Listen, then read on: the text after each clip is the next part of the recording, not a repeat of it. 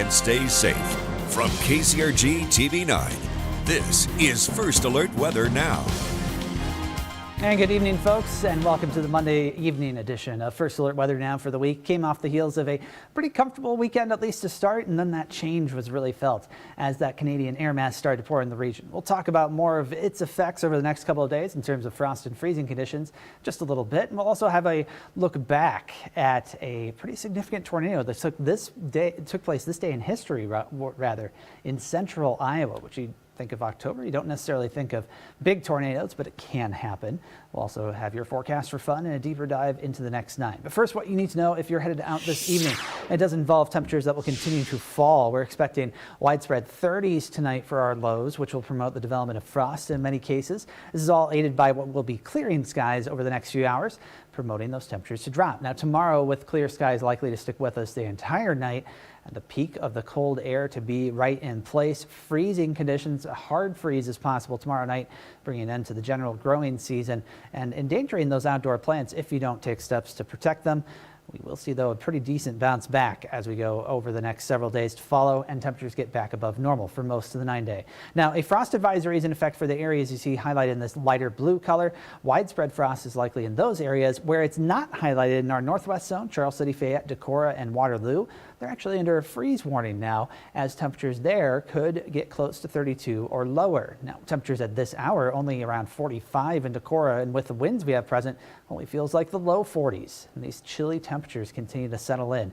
We're not even at the coldest yet this week. Your evening planner involves temperatures in the 40s for most of it, 30s by midnight and beyond in many locations, with that greeting us for the start of Tuesday.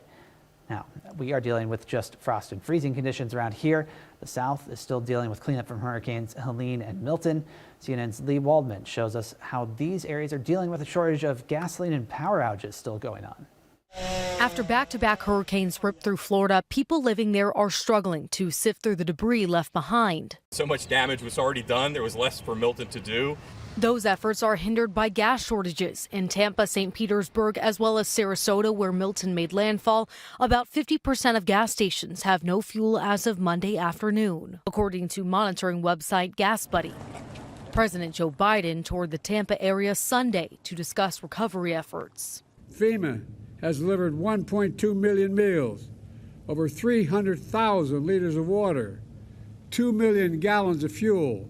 As of Monday morning, just under 400,000 customers across the state are without power, down from a peak of nearly 3 million, according to PowerOutage.us. About 75% of the power has been restored across Florida, and most believing that by the end of Tuesday, the vast majority will be online.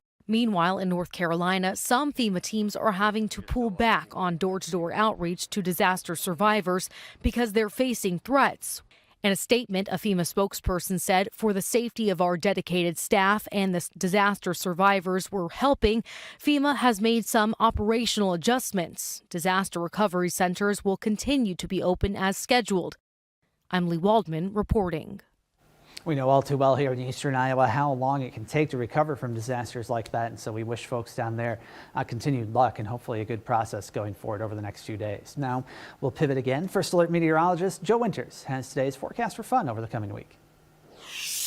Finally, it feels like fall. There's a lot of fall activities going on. Maybe one thing you like to do is some leaf watching. If you're headed out for a walk to do some leaf watching, should be beautiful. Colors are really starting to come across eastern Iowa. 56 on Tuesday, 69 by Thursday, so a gradual warm up if you're taking an afternoon walk. Tomorrow morning, be aware it will be chilly. There's that frost advisory in effect. 34 degrees at 6 a.m. for fall activities, 49 degrees at noon, 52 degrees at 6. More sunshine, though, than we saw through the day today. The pumpkin patch forecast also looks good with a slow warming trend by Thursday, up near 69. Beautiful time to go searching for the great pumpkin. You can dine with zombies. Temperatures in the 50s and 40s. That happens again on Wednesday from 6 to 8 p.m. over at Lion Bridge in Czech Village. West winds at 5 to 10. There's a big chili cook-off coming to downtown Mount Vernon on Saturday. It runs from 4 to 7 o'clock. There's a slight rain chance. Temperatures in the 70s. For $20, you get 20 $25 tastings, or $1 each. That'll also include grilled cheese, beverages, and a bags tournament.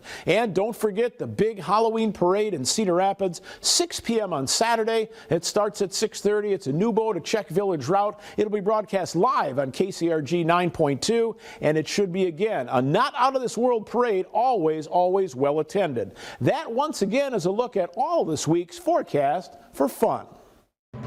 Now, your First Alert forecast with meteorologist Corey Thompson.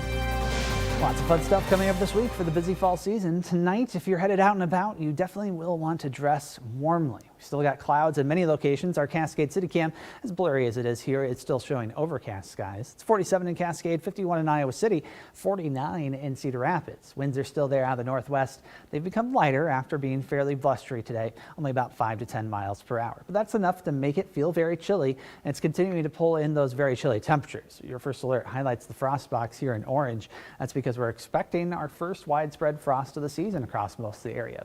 To get there, we're going to need to have these clouds get out of here, though. They have been trying to drop precipitation pretty much over the last 5-6 hours across the area, but it's been falling into really dry air. So whatever rain or, yes, maybe even snow falling out of those clouds has been evaporating before it reaches the ground. If not, it melts and evaporates because temperatures down here well above freezing. Now off to the north, you see the back edge of those clouds now extending across southern Minnesota into southern Wisconsin. This has been making steady progress farther south, and so it will be arriving tonight and promoting those chilly temperatures as we go through it. Now your First Alert forecast for tonight calls for lows around 31 in Waterloo, 35 in Mount Pleasant.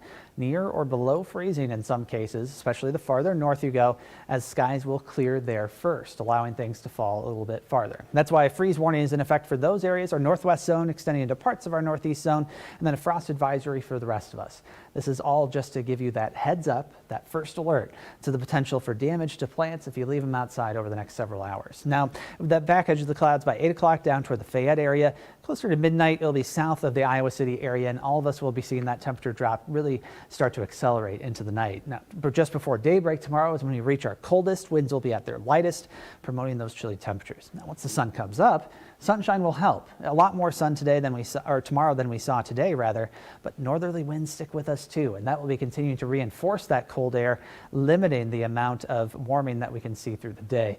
It's tomorrow night when those winds become light and those skies stay clear, when we'll see our temperatures turn very cold again. Tomorrow, our daytime highs in the First Alert forecast will be around 54 in Decorah and Fayette, 57 in Washington and Mount Pleasant. So a slighter, warmer temperature the farther south you go, and everyone a little bit warmer than today by a handful of degrees. Tomorrow night, though, the opposite takes place. A freeze warning in effect for the entirety of the TV9 viewing area, as a hard freeze is looking pretty likely. If you want to protect those plants outdoors, the best bet is just to bring them inside if you can, if they're in pots. If you can't, lightweight cloth, sheet, blanket is nice. A lighter one, though, don't use plastic either to cover up these plants. Drape it loosely and try to keep it off the plants as much as you can. I mean, obviously, they're going to touch some of them, but then take them off during the day so those plants can be exposed to the warmer temperatures as well. Now, over the next several days, things will warm up gradually.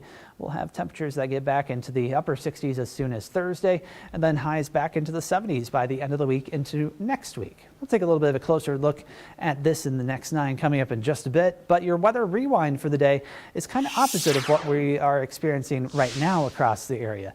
It was actually a pretty stormy day this day in history, in particular this date, October 14th, 1966. A pretty good fall storm system moved through, brought severe weather and also brought snow to the state. Unfortunately, the strongest tornado was estimated to produce F5 damage. And that was in the Belmont area, which is in central Iowa, just west of now Interstate 35.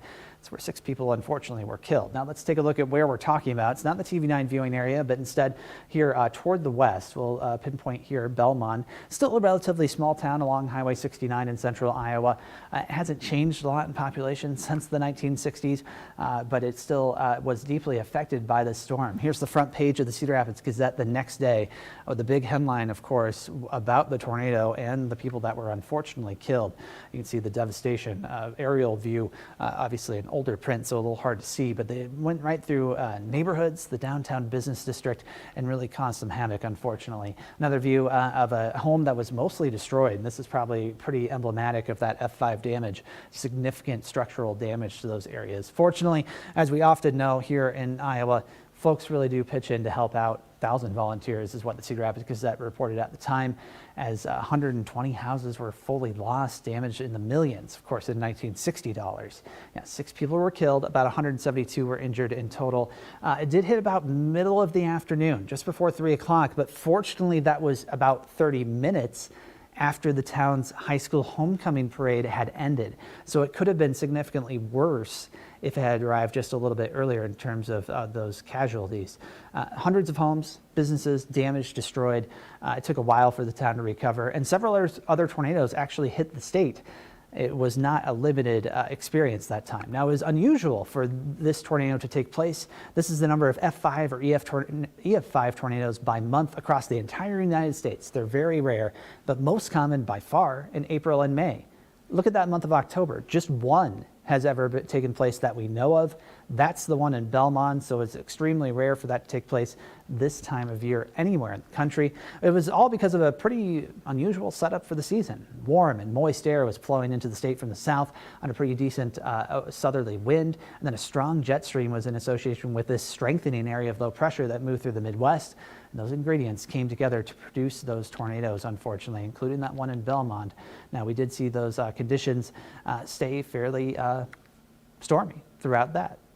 Now let's take a look at the next 9, where we do have conditions that will be more like the season around here in the near future, where we will keep things relatively chilly over the next couple of days. Remember, we have spent most of our time above normal lately, and so we just haven't had to deal with these types of temperatures, even though it's not unusual to see them this time of year. That freeze warning, just to reiterate, goes into effect tomorrow night. You still already need to protect those outdoor plants tonight, because temperatures will be cold enough to potentially cause damage to them if they're sensitive to this type of weather. Of course, we are getting to the end of the growing season sort of by nature, and so protecting them now just means that you'll have them for another week or 2 before these temperatures become even more common. Now, looking ahead, we will see things bounce back pretty quickly. More sunshine Wednesday, Thursday, and Friday, as highs go from 61 on Wednesday to 71 on Friday. Back to the 70s is not that unusual for this time of year either. Now, the number of 70s we see for the rest of the month may be kind of the distinguishing factor here, but our average last 70-degree high in eastern Iowa, October 30th in Cedar Rapids, October 29th in Waterloo, November 2nd. In Iowa City in terms of that last date, sort of falls in that median. We'll keep more 70s going through most of the rest of the 9-day forecast. So that's till the middle of next week, where we may see a modest cool down. But at this point, we're not seeing any clear signs for precipitation. We did have a shower chance in on Saturday previously in the 9-day forecast. We've removed that because unfortunately it looks like we will stay dry. Looking ahead though, beyond that, there is another storm system that could affect us early next week. Could provide us with a rain chance if things come together, but for now we keep our forecast dry until we have a little more certainty on that. Yes, a very chilly start to the week here across eastern Iowa. We'll have more on First Alert Weather Now tomorrow night about the frost and freezing conditions. For now though, we'll see you back here tomorrow night at the same time, and have a great night ahead.